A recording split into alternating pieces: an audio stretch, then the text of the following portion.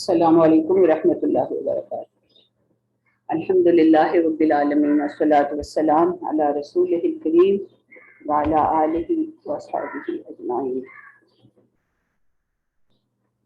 اعوذ باللہ من الشیطان الرجیم، بسم اللہ الرحمن الرحیم۔ والذین اذا فعلوا فاحشۃ او ظلموا انفسهم ذکروا اللہ فاستغفروا لذنوبهم ومن يغفر الذنوب الا الله ولم يصروا على ما فعلوا وهم يعلمون اولئك جزاؤهم مغفرة من ربهم وجنات تجري من تحتها الانهار خالدين فيها ونعم اجر العاملين۔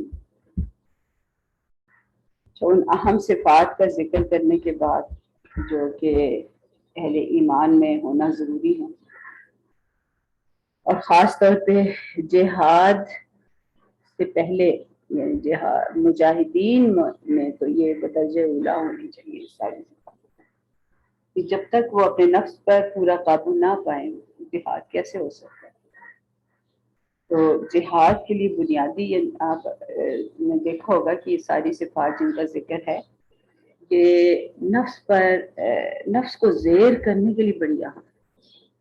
غصے میں قابو پانا، پھر اپنی زبان کو کنٹرول میں رکھنا، پھر لوگوں کے ساتھ عفو درگزر کا معاملہ کرنا، یہ کام انسان نہیں کر سکتا۔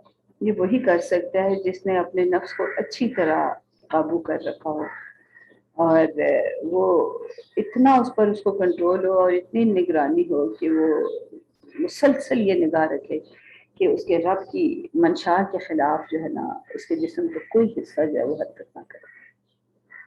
تو یہی احسان کا درجہ، واللہ یحب المحسنین۔ تو احسان یہاں پر دونوں طرح کا مقصود ہے، یعنی اللہ تعالیٰ کو بھی ہر وقت بندہ اپنی نظروں میں رکھے، یعنی گویا کہ بس میں سب کچھ اللہ ہی کے لیے کر رہی ہوں، اور یہ بھی کہ اس کے بندوں کے ساتھ بھی معاملہ جو ہے وہ برابری نہ دیکھے کہ بھئی جس نے میرے ساتھ اتنا کیا تو میں اس کے ساتھ ایسے، یعنی بلکہ یہ کہ بس میں نے کرنا ہے، دوسرا کوئی کرتا ہے نہیں کرتا مجھے اس سے کوئی غرض نہیں ہے، میں نے کرنا ہے، جو میری ڈیوٹی ہے میں نے اس کو پورا کرنا ہے۔ تو اس کے بعد جو ایک اور اپنے نفس کو قابو کرنے کے لیے اپنی خواہشات کو، اپنے جذبات اور خواہشات، ان دو چیزوں کو کنٹرول میں لانا جو ہے نا یہ احسان کا درجہ حاصل کرنے کے لیے بھی ضروری ہے، اور اللہ تعالیٰ کی رحمت کو متوجہ کرنے کے لیے بھی بڑے اہم ہے۔ اگر آپ چاہتے ہیں جیسے کہ فلاح پانا، یعنی یہاں پہ 3 صفات ہیں، تفلحون یعنی اگر فلاح پانا چاہتے ہو تو پھر یہی صفات اپنانا ہوں گی، ترحمون اگر چاہتے ہو کہ تم پر مہربانی کی جائے تو پھر یہی ہونی چاہیے، اور اگر چاہتے ہو کہ اللہ تعالیٰ کی محبت نصیب ہو تو پھر بھی یہی طرز عمل جو ہے وہ اپنانا پڑے گا، اپنانا ہوگا۔ اور بہرحال یہ کرتے ہوئے، یہ ساری صفات اپناتے ہوئے اگر کوئی کمی کوتاہی رہ جاتی ہے تو پھر ذکر اللہ، پھر 2 کام بتائے گئے ہیں، ایک یہ کہ اللہ کا ذکر کرو، اور اللہ کا ذکر مطلب یہ کہ اللہ تعالیٰ کو ہر لمحہ یاد رکھو، غلطی ہو گئی تو اس میں آگے جو کہا جائے کہ وَلَمْ يُصِرُّوا عَلَىٰ مَا فَعَلُوا، تو اس پر اصرار نہ کرنا، جسٹیفیکیشن نہ دینا، توجیحات نہ پیش کرنا، وہ میں تو یہ نہیں، او جی یہ نہیں تو وہ ہو گیا۔ یعنی ہم تو بہت زیادہ اپنے غلطی کو غلطی ماننے میں بڑا مشکل لگتا ہے کہ میں کہہ دوں، یہ کہہ بیٹھوں کہ ہاں میری سمجھ ٹھیک نہیں تھی، یا مجھ سے غلطی ہو گئی، یا میں غلطی کر بیٹھی اور میرا رویہ ٹھیک نہیں تھا، میرا طرز عمل صحیح نہیں تھا، یا فلاں موقع پر مجھ سے یہ ہو گیا۔ انسان کو نا اپنی جو کوئی اچھے کام اگر کیے ہیں تو اس کو بڑھا چڑھا کے بیان کرنے کے بجائے اصل نظر اپنی کوتاہیوں اور غلطیوں پہ ہونی چاہیے۔ اپنی غلطیوں کو پہچاننے کا اگر حوصلہ اور ہمت پیدا ہو جائے، اور یہ سینس پیدا ہو جائے، یہ حس پیدا ہو جائے کہ میں پہچان جاؤں کہ کب مجھ سے کوئی غلطی ہوئی، تو یہ ہے بڑا کام۔ تو یعنی نیکی کرنا اتنا مشکل نہیں ہے جتنا غلطیوں کو پہچاننا اور غلطیوں پر اصرار نہ کرنا۔ تو اس لیے اس کو نا ایک استغفار کی ایک بنیادی جو صفت ہے نا، استغفار اس وقت تک ہوتا ہی نہیں ہے جب تک کہ اپنی غلطی کو غلطی مان نہ لے بندہ. یعنی غلطی کی اگر توجیحات پیش کر رہے ہیں اور کہہ رہے ہیں کہ نہیں کہ وہ اصل میں یہ ہو گیا تو جی فلاں نے کیونکہ یہ کیا تو مجھ سے میں نے یہ کرنا ہی تھا تو مجھ سے یہ کرنا پڑا. یا یعنی ہم نہ بعض اوقات تو اپنی بہت ساری غلطیوں کا جو دوسروں پہ ڈالتے ہیں نا کہ فلاں نے ایسے کیا اس لیے مجھ سے یہ ہو گیا یا مجھے یہ ہو گیا، یا میں تو یہ نہیں کرنا چاہتی تھی فلاں نے مجبور کر دیا تو ہوا. تو یہ جو ہے نا دوسروں پر ڈالنا تو بھی یوسف میں آ جائے گا، اور اپنی توجیحات پیش کرنا اور اصرار کرنا نہیں جو میں سمجھ ہوں ٹھیک ہے. تو یہ ساری کئی صورتیں ہو سکتی ہیں اس کی. تو اس چیز کو بھی نا غلام یوسف روح یہ اس چیز کو سمجھنا جو ہے نا یہ بڑا ضروری ہے، اور اس پر غور کریں اور اس پر دیکھیں کہ میں تو اس کیٹیگری میں اس زمرے میں نہیں آتی کہ میں بھی ہو سکتا ہے اصرار کرنے والی ہوں اپنی غلطیوں پر. اور تو غلطی کو پہچاننا، یہ کیا مجھے پہچان ہے کہ مجھ سے غلطی ہو رہی؟ استغفار اس وقت تک ہوتا ہی نہیں ہے جب تک کہ اپنی غلطی کو پہچان کر. استغفار جو ہے نا یہ بڑا اسپیسیفک کام ہے، یعنی بالکل اس طرح کے آپ اگر ایک ڈاکٹر ہے اس کے سامنے اس کو بتانا پڑتا ہے کہ فلاں حصے میں مجھے تکلیف ہے، اور جو تکلیف ہے بس اسی کا علاج ہوتا ہے نا. یہ تو نہیں کہ وہ پورے جسم مطلب ایسے ہی جہاں مرضی اپنا پیشہ چلا دے. جیسے وہ بڑے لطیفے مشہور ہیں کہ جی نکالنا تو دایاں گردہ تھا نکال پائے بیٹھے، اور دایاں جو ہے وہ جو بیمار تھا وہ وہیں کا وہیں رہا. تو کچھ ہمارا بھی یہی حال ہوتا ہے کہ ہم ایسی اندھا دھند استغفار کرتے ہیں بغیر سوچے سمجھے، تسبیحوں پہ تسبیحاں پھیرتے چلے جاتے ہیں اور اپنی غلطیوں پر نظر نہیں ڈالتے.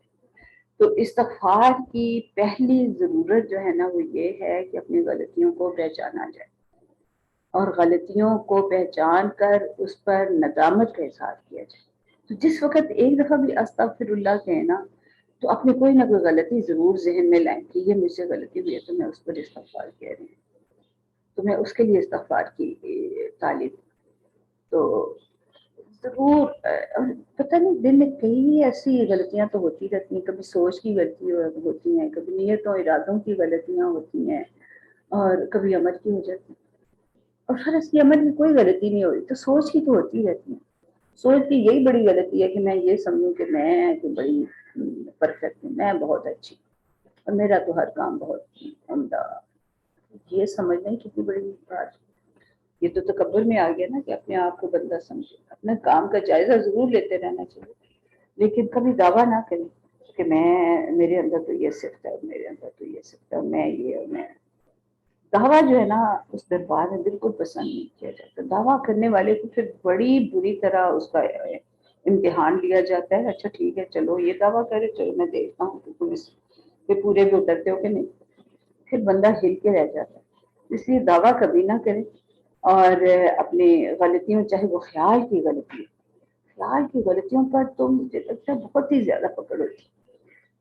تو کیونکہ عمل تو پھر بھی نظر آ جاتا ہے، دوسروں کو بھی پتہ چل جاتا ہے، دوسروں کے کہنے سے بھی بندہ کچھ تھوڑا سا شرمندہ ہوتا ہے یا اس کی اصلاح کی کوشش کرتا ہے. خیال کی غلطی کسی کو نظر ہی نہیں آتی تو وہ دوسروں کی نظر میں اچھا ہی بنا رہتا ہے، اور خود بھی بندہ یہی سمجھتا ہے نہیں ٹھیک ہے، کسی اور کو تو پتہ ہی، اور اپنے آپ کو بھی بندہ سمجھتا ہے کہ ٹھیک ہے. تو یہ خیال کی غلطیاں، سوچوں کی غلطیاں، تو یہ ان پہ بہت نظر رکھنی چاہیے. یہ دیکھیے یہ تکبر، ریا، حرص، یہ ساری خیال کی ہی غلطیاں ہیں نا.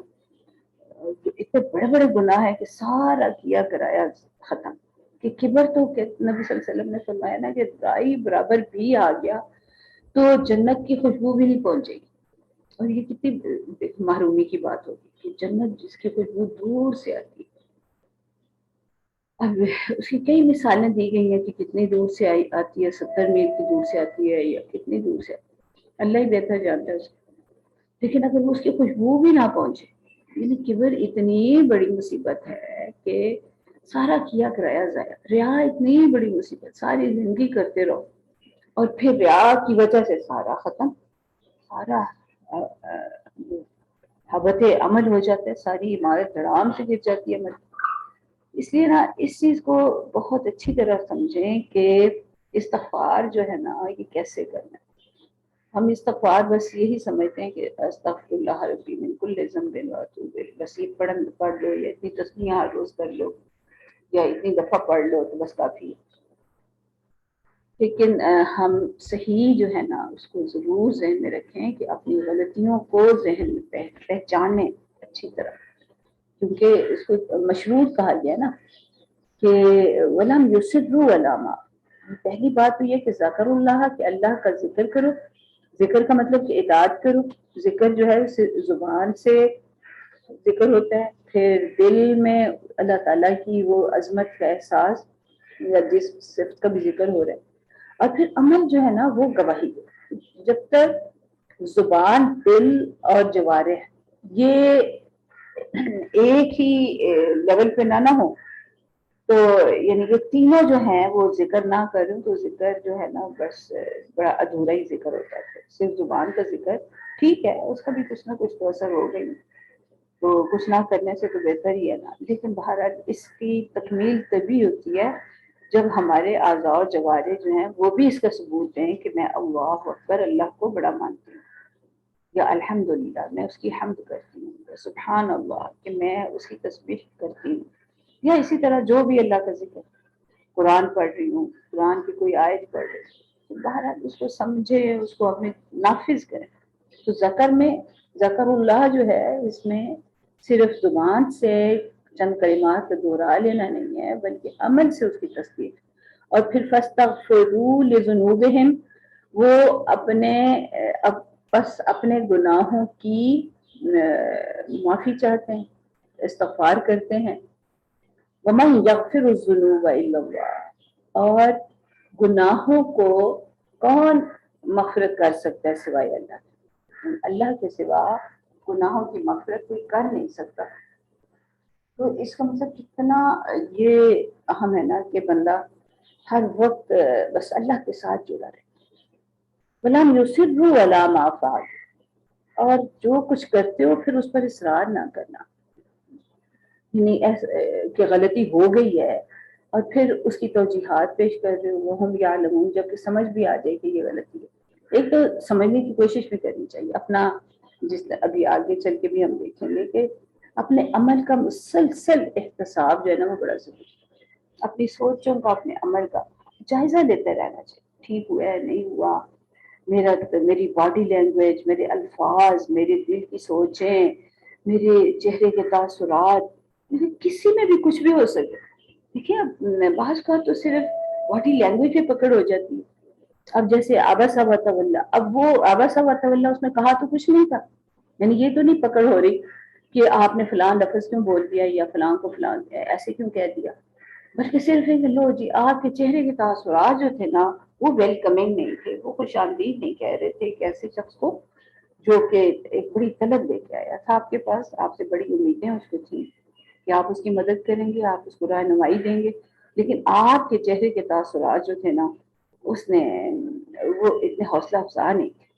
عبس وتولی میں صرف باڈی لینگویج یا صرف چہرے کے تاثرات کی بات ہی تو ہے، اس کا مطلب اس پہ بھی پکڑ ہو جائے گی نا۔ تو کتنا ضروری ہے کہ بندہ پھر ہر لحاظ سے اپنا مسلسل جائزہ لیتا رہے کہ میں کیا کر رہی ہوں، کون ہوں، کیا غلطی ہو رہی ہے۔ تو ہر معاملے میں نا اس کو دیکھنا بڑا ضروری ہے۔ وَلَمْ يُصِرُّوا عَلَىٰ مَا فَعَلُوا، اور اصرار نہ کرنا، اپنی توجیحات نہ پیش کرنا۔ وَهُمْ يَعْلَمُونَ، اور جب کہ وہ جانتے ہیں، اور نہیں جانتے تو جانے بھائی، یہ تو نہیں وہاں کہا جا سکتی مجھے تو پتہ ہی چل، اچھا یہ غلطی تھی مجھے تو سمجھ ہی نہیں آئی کہ یہ غلطی، کیوں نہیں تمہیں پتہ چلا، کرتے کیا رہے ہو اگر تمہیں یہی تو دیکھنا ہے دنیا میں، کام تو یہی کرنا ہے نا کہ پتہ چلے کہ صحیح کیا ہے اور غلط کیا ہے، یہی جو سارا تقویٰ ہے جس کی ساری گفتگو ہو رہی ہے۔ تو اس کے بعد صحیح طریقے سے جب استغفار طلب کرو گے اللہ تعالیٰ سے تو پھر مغفرت ملے گی۔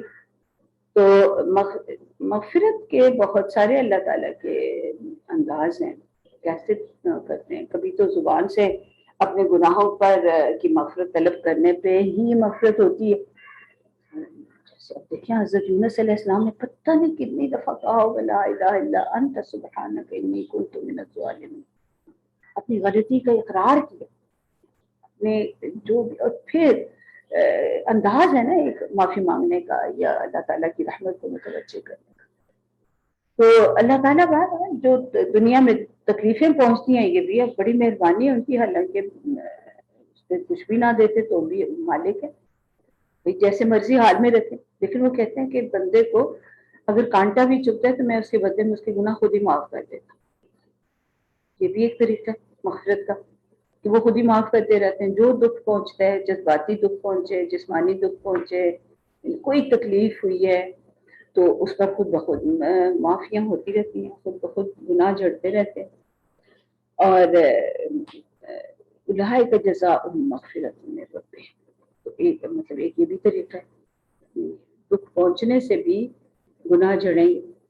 تو پھر مغفرت جو ہے نا یعنی صحیح طریقے سے جب طلب کی جائے تو بہرحال پھر ایک اور طریقہ بھی ہے مغفرت.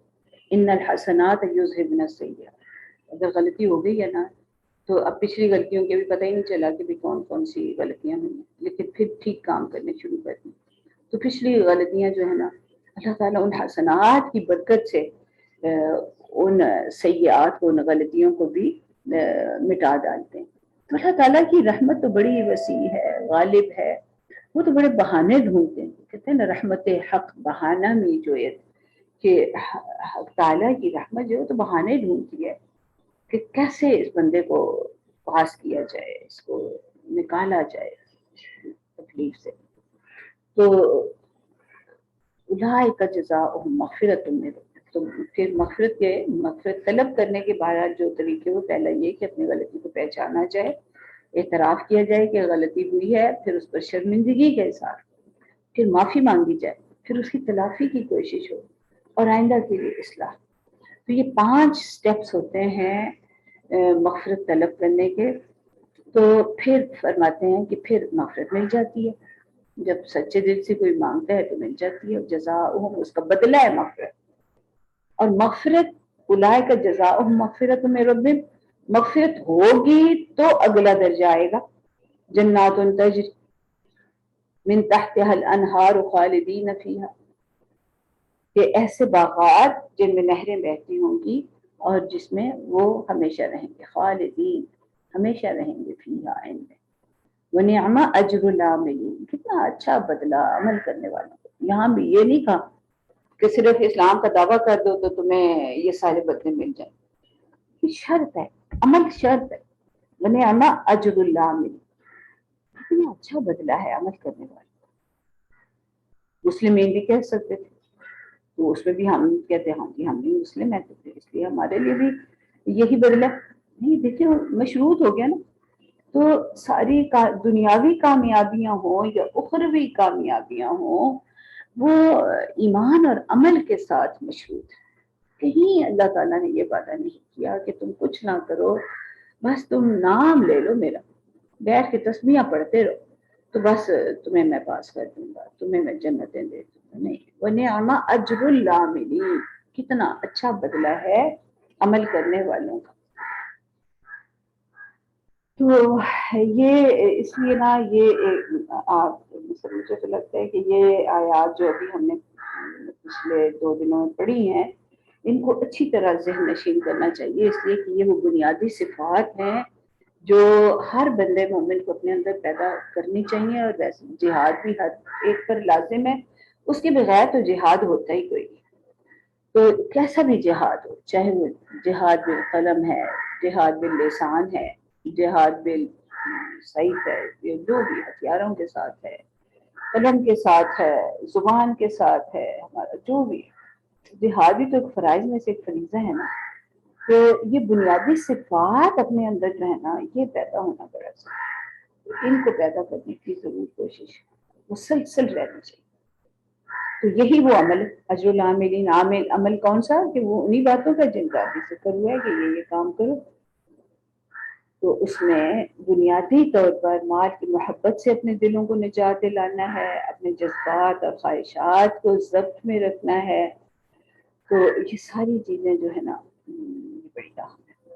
اللہ تعالیٰ فرماتے ہیں کہ اس معاملے میں قد خلت من قبلکم سنن تم قد خلت من قبلکم، گزر چکا ہے تم سے پہلے بہت سنن، بہت سارے ادوار. سامنے ایک سال کے لیے بھی بولا جاتا ہے سنن، جو لغوی معنی تو بہت سارے ہیں، جیسے سن یا دانت کے لیے بھی بولا جاتا ہے. پھر سن الحدید، لوہے کو تیز کرنا، پگھلانا.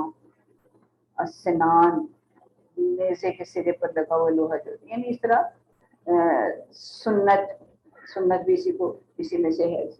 تو سنن طریقے کے لیے بھی بولا جاتا ہے، تو سنن ادوار کے لیے بھی بولا جاتا ہے، زمانے کے لیے بھی بولا جاتا ہے. تو قد خلت من قبلکم سنن، آپ سے پہلے بہت سارے ادوار گزر چکے ہیں. اور یہاں پر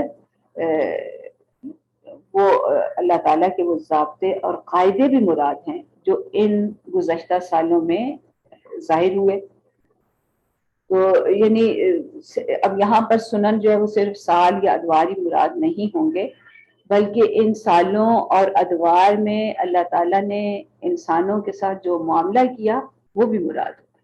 اللہ تعالیٰ نے انسانوں کے ساتھ معاملہ کرتے ہوئے کون سے قاعدے اور ضابطے جو ہیں وہ سامنے رکھے اور ان کے مطابق ان سے معاملہ کیا.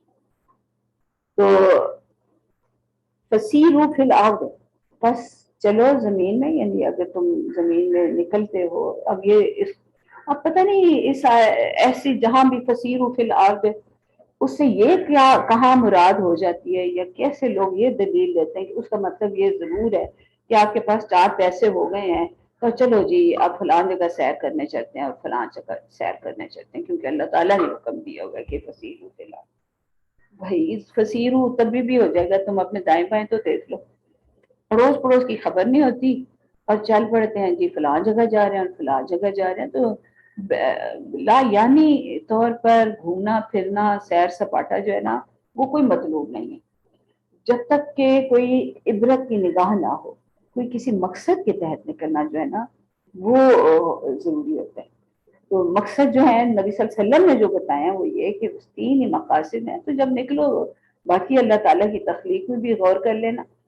تو 3 مقاصد جو ہیں وہ ایک تو یہی کہ تحصیل علم کے لیے، اور دوسرا یہ کہ معاش کے لیے، اور تیسرا یہ کہ صلہ رحمی کے لیے. تو یہ 3 مقاصد ہیں جن کے لیے گھر سے نکلنا محمود ہے، پسندیدہ ہے. اور اس کے علاوہ محض سیر سپاٹے کے لیے وقتی لذت کے لیے بندہ نکلتا ہے تو وہ تو بس پھر لذت ہی حاصل ہوتی ہے. تو فسیروا فی الارض سے یہ نہ کوئی سمجھے کہ اب اللہ تعالیٰ کہہ رہے ہیں کہ چلو بھائی اب چھٹیاں ہو گئی ہیں یا پیسے تمہارے پاس ہیں، چلو ان کو اڑانے کے لیے جاؤ اور فلاں جگہ جاؤ اور فلاں جگہ جاؤ. تو خیر یہ ایک ضمنی بات تھی. تو بہرحال اللہ تعالیٰ فرماتے ہیں کہ فانظر کیف کان عاقبۃ المکذبین، جس طرح سارے گزشتہ ادوار پر نگاہ تو دوڑاؤ کہ اللہ تعالیٰ نے جن لوگوں نے اللہ تعالیٰ کے احکام کو جھٹلایا، مکذب جو جھٹلانے والے تھے، ان کا انجام کیا ہوا. تو سنن یعنی ایک قوم اگر اللہ تعالیٰ کے احکام اور ہدایات کی تعمیل اور اس کے بھیجے ہوئے رسولوں کی پیروی کرتی ہے تو اللہ تعالیٰ اس کو کامیاب کرتے ہیں. اس کے برعکس اگر کوئی قوم اللہ تعالیٰ کے احکام و قوانین کی نافرمانی اور اس کے رسولوں کی تکذیب کرتی ہے، یہ نافرمانی ہو سکتا ہے تکذیب نہ کی ہو، رسولوں کو مان رہی لیکن عمل سے تصدیق نہیں کر رہی تو تکذیب ہی ہو گئی نا. تو یہ تکذیب ضروری نہیں کہ زبان سے کہے کہ میں تو نہیں مانتی، ہو سکتا ہے وہ لا الہ الا اللہ محمد رسول اللہ بھی کہہ رہے لیکن عمل جو ہے وہ اس کی تصدیق نہیں کر رہا کہ یہ بندہ جو ہے وہ محمد صلی اللہ علیہ وسلم کو اللہ کا رسول سمجھے ہوئے ہیں، مانے ہوئے ہیں، ان کی اطاعت کر رہا ہے. اس لیے کہ آپ دیکھیں یہاں پر عمل کی ساری جو ترغیبات دی جا رہی ہیں، احکام دیے جا رہے ہیں، تو اس میں کتنی یہ واضح یاد دہانی ہے کہ وہ اطیعوا اللہ والرسول، اطاعت کے بغیر تو کوئی ایمان جو ہے نا پتہ نہیں مشکوک ہی ہوگا. تو اطاعت جو ہے وہ بڑا لازم.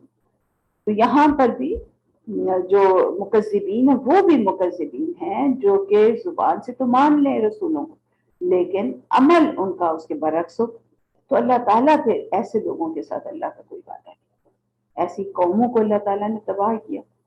اس سنت کے مذاہب اللہ تعالیٰ زمین میں بے شمار ہیں. خود آپ اپنے ارد گرد دیکھیں ہمارے ساتھ جو کچھ معاملات ہوئے تو کیوں ہوئے. یعنی اس میں اس وقت اگر کہا جائے کہ نبی صلی اللہ علیہ وسلم کے سامنے تو اس وقت بھی بہت ساری قوموں کے آثار اللہ تعالیٰ نے خود ان کی طرف توجہ دلائی. عاد، سمود، قوم مدین، قوم لوط، یہ سارے تو ارد گرد کے علاقوں میں تھے اور ان کو پہچانتے تھے لوگ ان جگہوں.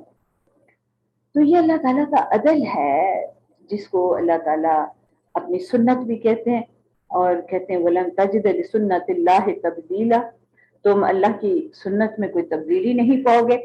تو یعنی کوئی بات ایسا نہیں ہے جب یہ کہا جاتا ہے نا وَلَن تَجِدَ لِسُنَّتِ اللَّهِ تَبْدِيلًا، تو جو اللہ کی سنت میں تبدیلی نہیں ہوگی تو مطلب یہ ہے کہ ایسا نہیں ہے کہ عاد اور سمود نے تو اللہ تعالیٰ کے احکام کو جھٹلایا، قوم لوط نے جھٹلایا، قوم مدین نے جھٹلایا، ان کو تو سزا ملنی تھی. لیکن تم بے شک جو مرضی کرتے رہو کیونکہ تم تو محمد کے نام لیوا ہو صلی اللہ علیہ وسلم، تو بس تمہیں کچھ نہیں کہا جائے گا. یہ کہاں اللہ تعالیٰ نے کہہ دیا کہ تم جو مرضی کرتے رہو. تو عدل کا تقاضا یہ ہے، یہی ہوتا ہے کہ کام کرنے والے اور نہ کرنے والے برابر نہیں ہوتے. جو کام نہیں کرتے، حکم کی اطاعت نہیں کرتے، وہ مجرم ہوتے ہیں. اور مجرموں کو سزا دینا یہ عدل کا لازمی تقاضا ہے. کیوں ہر وقت ہر کوئی بھی جرم ہوتا ہے تو کیوں یہ مطالبے ہوتے ہیں کہ فلاں کو سزا دو. جسٹس جسٹس جسٹس کا کیا تقاضا ہوتا ہے؟ جسٹس کا یہی تقاضا ہوتا ہے کہ جو مجرم ہے اس کو اس کے کیے کی سزا ملے. اور اگر ایک بندہ ایک اچھا کام کر رہا ہے اور ایک جرم کر رہا ہے اور دونوں کے ساتھ یکساں معاملہ ہو، نرمی کا معاملہ ہو، تو یہ تو پھر کوئی عدل نہ ہو. عدل کا تقاضا یہ ہے کہ جو بندہ جیسا عمل کرے اس کے ساتھ ویسا ہی معاملہ ہونا چاہیے. اتھارٹی جس کے پاس، اتھارٹی سپریم اتھارٹی تو اللہ ہی کے پاس. اللہ تعالیٰ اپنی یہ سنت بیان فرما رہے ہیں کہ سنت اللہ فی الذین خلو من قبل. بار بار اس کی توجہ دلاتے ہیں اس مفہوم کو. سنت اللہ فی الذین خلو من قبل، آپ سے پہلے بھی جو لوگ گزرے ہیں ان کے ساتھ اللہ کا ایسا ہی معاملہ رہا ہے. هل ينظرون الا سنت الاولین، تو کیا اب اس بات کے منتظر ہیں؟ فهل ينظرون، کیا انتظار کر رہے ہیں مگر اس بات کا جس یعنی وہی سنت ظاہر ہو جائے جو پہلے سنت الاولین جو پہلوں میں ہوئی. تو یعنی اللہ تعالیٰ کی نافرمانی پر وہی اللہ تعالیٰ کا وہی معاملہ ہوگا جو پہلوں کے ساتھ ہوتا چلا ہے.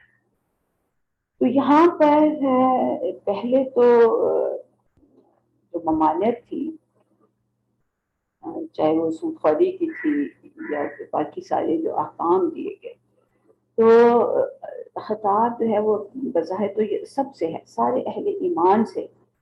لیکن یہاں جب یہ کہا جا رہا ہے کہ ذرا وارننگ کے انداز میں کہ دیکھو تو صحیح فانظروا کیف کان عاقبۃ المکذبین، اس میں خاص طور پر ان لوگوں کو تنبیہ ہے جو ابھی تک ایمان کے معاملے میں، عمل کے معاملے میں پوری طرح یکسو نہیں ہوئے تھے. منافقت تھی یا پھر ابھی دل میں کچھ شبہات تھے یا خدشات تھے یا کوئی یہ وجہ تھی کہ جی اچھا دیکھتے ہیں کہ کدھر کو کون سا پلٹتا ہے، تو اگر یہ کامیاب ہو گئے تو ہم ان کے ساتھ ہوں گے، نہ ہوئے تو پھر ٹھیک ہے بچ گئے ہم. تو یہ یکسوئی جو ہے نا یہ بڑی ضروری ہے کہ اہل حق کو پہچانا جائے اور اہل حق کا ساتھ دیا جائے.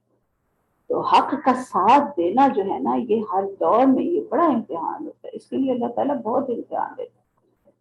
تو جو لوگ بھی اہل حق کی تکذیب کرتے ہیں، ان کا ساتھ نہیں دیتے، تو ان کے انجام کا اندازہ لگانے کے لیے بہت سامان عبرت جو ہے اس زمین پر موجود ہے.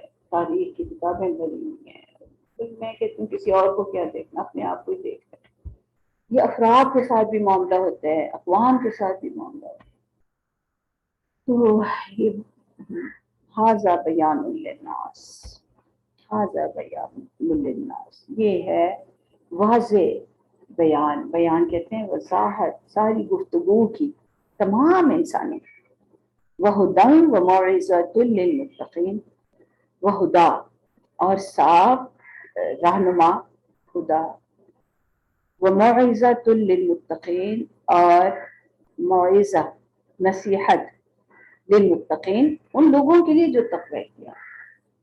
تو آپ دیکھیے کہ یہاں بار بار تقوی جو ہے نا ایک لازمی صفت کے طور پر اس کا ذکر ہو رہا ہے کہ تقوی جو ہے وہ تو اہل ایمان کی لازمی صفت ہے۔ اور تقوی یعنی اللہ تعالیٰ کی ذات پر ایمان، محبت، اللہ تعالیٰ کی نافرمانی سے بچنے کی کوششیں، یہ ساری تقوی میں شامل ہوں گی۔ اللہ تعالیٰ کی اطاعت میں سرگرمی دکھانا، یہ سب کچھ تقوی کا لازمی حصہ ہے۔ اور بعض جب کہا جاتا ہے موعظہ، موعظہ نصیحت، یہ عام نصیحت نہیں ہے۔ دیکھو جیسے ایک ماں اپنے بچے، دیکھو بیٹے اب تم ہوم ورک کر لو، اب تم یہ کرو گے تو یہ ملے گا، یہ صرف اتنی نرمی والی نصیحت نہیں ہوتی۔ وعظ ہوتا ہے، اس میں زجر و توبیخ بھی ہوتی، اس میں خوف کی آمیزش بھی ہوتی کہ اگر تم ایسا نہیں کرو گے تو پھر ذرا سزا کے لیے تیار ہے۔ تو اور اس میں خیر کا اس طرح تذکرہ کیا جائے، یعنی بعض وہ نصیحت ہے جس میں خیر کا اس طرح تذکرہ کیا جائے کہ دل میں رقت ہو، نرمی پیدا ہو، اور دل جو ہے وہ کام کرنے کو تیار ہو جائیں۔ تو موعظہ جو ہے یہ بڑی اسپیسیفک نصیحت ہے، بڑی خاص نصیحت ہوتی ہے۔ اللہ تعالیٰ جب فرما رہے ہیں کہ بیان للناس کافی تھا اتنے، لیکن وہ ہدا، اور یہ رہنما بھی ہیں، یہ سارے احکام، یہ سارے بیانات، یعنی واضح بیان، واضح بات جو کی جائے اسی کو بیان کیا جاتا ہے۔ بین کہتے ہی اس بات میں بالکل صاف سمجھ میں آنے والی، نمایاں، واضح۔ تو ھذا بیان للناس وہدی وموعظۃ للمتقین، یہاں پہ اللہ تعالیٰ نے اپنی جو بھی یہ ابھی سارے احکام دیے ان کے لیے اللہ تعالیٰ نے 3 اہم الفاظ استعمال کیے ہیں، بیان، ہدا اور موعظہ، کہ جو خیر کی باتیں بتائی جا رہی ہیں تمہیں، بتائی تو ساری خیر کی ہیں اوپر جتنی اس میں ابھی ہم پڑھ رہے ہیں، تو لیکن وہ اس انداز میں ہیں کہ وہ دلوں کو جھنجھوڑ دینے والی اور دلوں کو عمل پر آمادہ کر دینے والی۔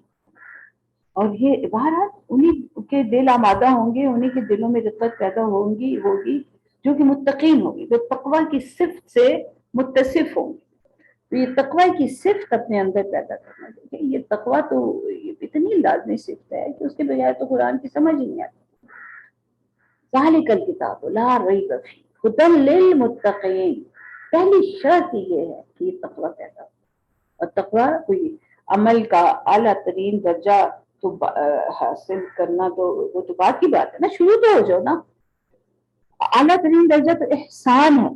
تقوی کی صفت تو ہر ایک بندے میں ہونی چاہیے نا، کہ بس کرنا ہے، تو جتنا کر سکتے ہو، جتنی ہمت ہے اتنی تو کرتے جو، حق کا تقاتی تو ہے، جتنا حق ہے اتنا کرو، ابھی جو پہلے کا۔ اور پھر یہ بھی کہا کہ اتقوا اللہ ما استطعتم، جتنی استطاعت ہے اتنی تو کرو۔ اس کا مطلب یہ بھی تقوی جو ہے یہ بندے کی استطاعت پہ ہے۔ اور پھر فرماتے ہیں ولا تہنوا ولا تحزنوا، غزوہ احد پہ تبصرے ہوئے، بات تو وہیں سے شروع ہوئی تھی۔ اور اللہ تعالیٰ کی مدد کی بات سے بات شروع ہوئی تھی کہ اللہ تعالیٰ تو فرشتے اتارتے ہیں اور اللہ تعالیٰ مدد کرتے ہیں، جب بھی حق اور باطل کی کشمکش ہوگی اللہ تعالیٰ ضرور حق کا ساتھ دیں گے۔ لیکن اہل حق کو اپنے اندر جن صفات کو پیدا کرنا وہ بھی تو ضروری ہے نا۔ تو دیکھیں پہلے ان صفات کا ذکر کیا، یہ کوالیفیکیشنز ہیں، یہ پیدا کر لو پھر مدد آئے گی۔ اور پھر اگر کوئی نقصان ہو جاتا ہے تو کوئی بات نہیں، ولا تہنوا ولا تحزنوا وانتم الاعلون ان کنتم مؤمنین، بڑی زبردست ہے۔ ولا تہنوا، اور تم دل شکستہ نہ ہو، ولا تحزنوا، اور تم غم نہ کرو، وانتم الاعلون، اور تم ہی غالب رہو گے، ان کنتم مؤمنین، اگر تم مومن ہو۔ پھر مشروط ہی ہو گیا نا، غلبے کا وعدہ جو ہے وہ تو مشروط ہو گیا ایمان کے ساتھ۔ اور پہلی ساری سے گویا کہ اب یہ ساری صفات جو بتائی ہیں کہ جب تک ان پر ایمان اور عمل نہیں ہوگا تو کوئی وعدہ نہیں، ان پہ عمل ہوگا، ایمان ہے تو پھر ہی وعدے ہیں. لیکن پھر بھی اگر کوئی نقصان ہو جاتا ہے ولا تہنوا، وہن کے لفظی مطلب تہنوا وہن سے ہی ہے نا، وہن کے لفظی مطلب جو ہے وہ ضعف کے ہوتے ہیں. عام اس سے کہ یہ ضعف عمل کا ہو یا ارادے کا، جسم کا ہو یا کردار اور اخلاق کا. تو وہ حدیث تو میرا خیال ہے سب کو یاد ہی ہوگی کہ جس میں نبی صلی اللہ علیہ وسلم نے صحابہ کرام رضوان اللہ علیہم اجمعین سے فرمایا کہ ایک زمانہ آئے گا کہ تم سیلاب کے خس و خاشاک کے مانند ہو جاؤ. صحابہ کو سمجھ آ گئی سیلاب کے خس و خاشاک، بس جدھر مرضی پانی اٹھا کے لے جائے، کبھی اس طرف جا رہے ہیں کبھی، اپنی مرضی تو نہیں ہوتی. اب خس و خاشاک کی تو کوئی اپنی مرضی نہیں ہے کہ وہ اپنی مرضی سے اپنے بہاؤ کو کنٹرول کریں، جہاں بیٹھنا چاہیں بیٹھیں، جہاں جانا چاہیں جائیں. خس و خاشاک تو بس بہتا چلا جائے، سیلاب کے خس و خاشاک کی مانند ہو جائے. صحابہ نے پوچھا یا رسول اللہ، کیا یا رسول اللہ کیا اس کا کیا سبب ہوگا؟ آپ نے فرمایا تمہارے اندر واہن پیدا ہو جائے گا. لوگوں نے پوچھا یا رسول اللہ واہن کیا چیز ہے؟ یعنی واہن پتا تو تھا، عرب تھے، عربی زبان تو جانتے تھے، تو اس کا لفظی مطلب تو پتہ ہی ہوگا کہ یہ کسی کمزوری کا اظہار ہے. لیکن جی کون سی کمزوری، یہ کیا چیز ہوگی؟ آپ نے فرمایا حب الدنیا و کراہت الموت، دنیا کی محبت اور موت سے کراہت. حب الدنیا و کراہت الموت، تو دنیا کی محبت اور موت کا ڈر. تو اس حدیث سے معلوم ہوا کہ عزم، حوصلہ اور عمل اور ارادے کی وہ پستی جو دنیا اور دنیا کی زندگی کی محبت اور موت کے خوف سے پیدا ہوتی ہے اور انسان کو راہ حق میں جہاد سے روکتی ہے، وہ وہن ہے. یہ حدیث اس لفظ کی بہترین تشریح ہے. یہاں بھی لا تہنوا سے یہی مراد ہے کہ اللہ کے راستے میں جہاد میں جو بھی افتاد پیش آتی ہے، جو مشکلیں پیش آتی ہیں، وہ پیاس برداشت کرنا پڑتی ہے، زخم اور اموات جو ہیں وہ دیکھنا پڑتی ہیں، اور دشمن کی طاقت بڑی سامنے نظر آتی ہے وہ. لیکن کرنے کا کام کیا ہے کہ بندہ مومن جو ہے وہ خوف زدہ ہو کر ہمت نہ ہار بیٹھے، وہ دشمن کی طاقت سے مرعوب نہ ہو جائے. لیکن یہ مرعوبیت جو ہے نا، یہ انسان کو کسی کام کا نہیں رہنے دیتا. مرعوبیت ہو جائے نا تو پاس ہتھیار ہوں بھی تو بندہ ڈرتا رہتا ہے، خاص کو کام ہی نہیں کرتے، نشانے پہ لگتا نہیں ہے.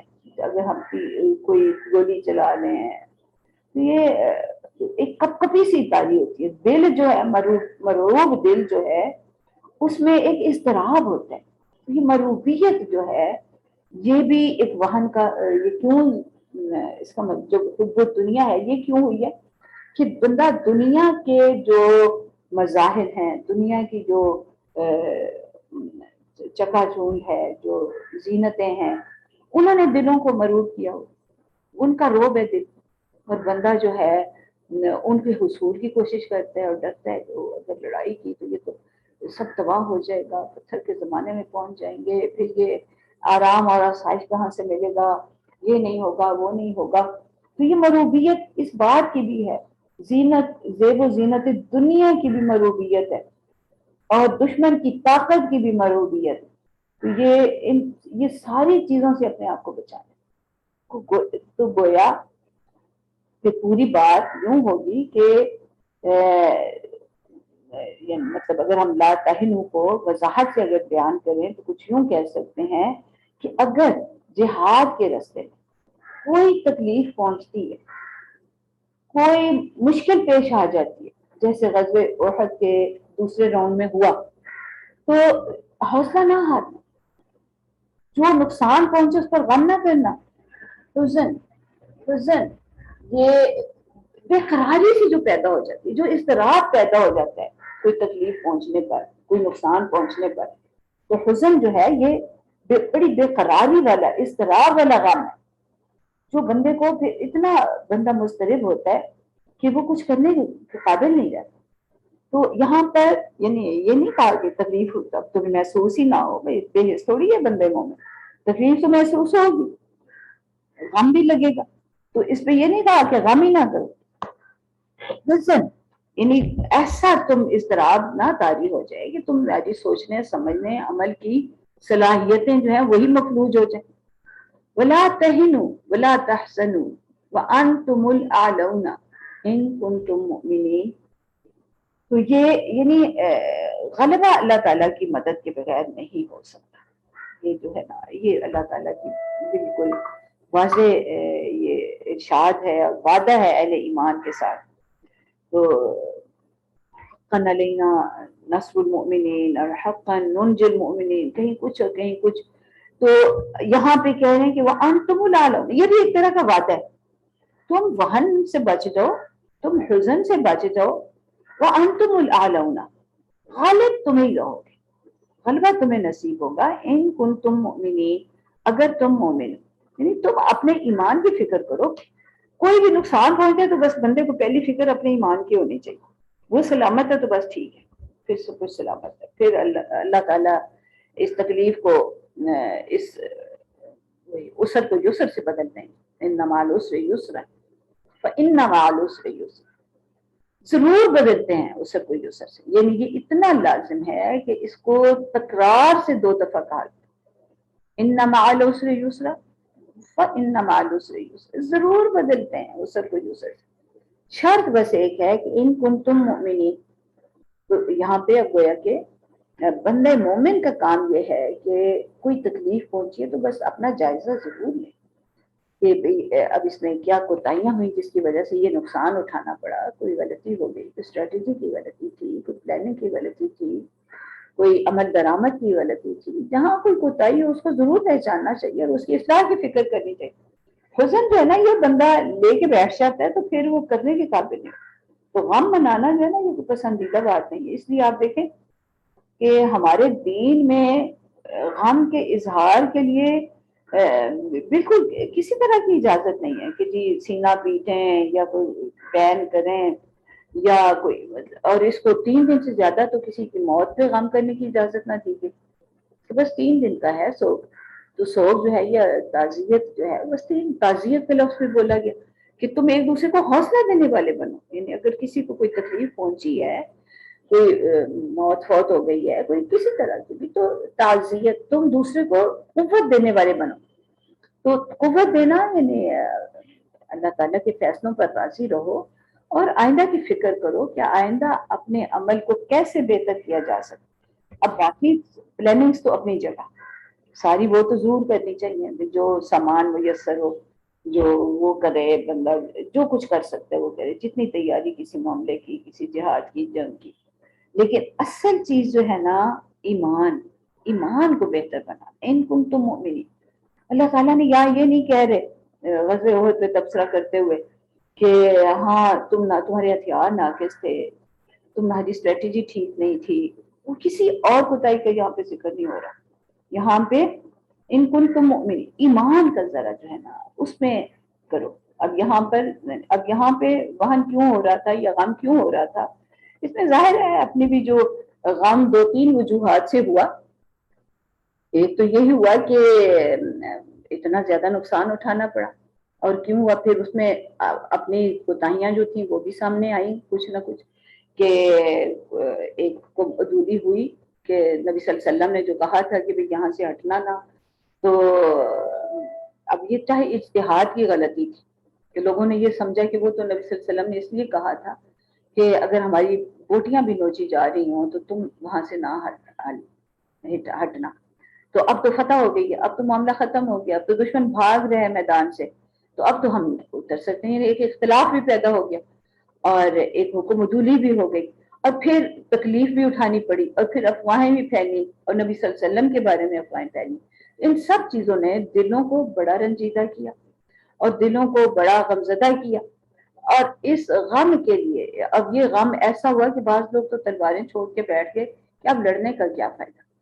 تو یہ ساری باتیں پیش نظر رکھتے ہوئے تسلی دی جا رہی ہے کہ وَلَا تَهِنُوا وَلَا تَحْزَنُوا وَأَنْتُمُ الْأَعْلَوْنَ إِن كُنتُم مُؤْمِنِينَ۔ اور اللہ کا یہ وعدہ سچ ہوا، اور وہ جو بہترین گروہ تھا، اگر وقتی طور پر انہیں کوئی نقصان اٹھانا بھی پڑا تو بہرحال اللہ تعالیٰ کا وعدہ یہ تھا کہ اگر ایمان پر قائم ہو، اس کے تقاضے پورے کر رہے ہو، تو اللہ تعالیٰ تمہیں غالب کریں گے۔ اور نہ صرف غزوہ احد میں اللہ تعالیٰ نے پھر غلبہ نصیب کیا، بلکہ بعد کے تمام معاملات میں اہل ایمان کو غلبہ نصیب ہوا، حتیٰ کہ عرب کی زمین مشرکین سے خالی ہو گئی۔ تو ہم بھی اگر یہ وعدے اللہ تعالیٰ کے ہر دور کے، ایسا نہیں ہے کہ یہ اس وقت کے لیے تھے اور ہمارے لیے، ہم بھی اگر آج ایمان پر قائم ہوتے ہیں اور ان شرائط کو پورا کرتے ہیں تو انشاءاللہ تعالیٰ ہمارے لیے بھی یہی بات ہے، انتم الاعلون ان کنتم مؤمنین۔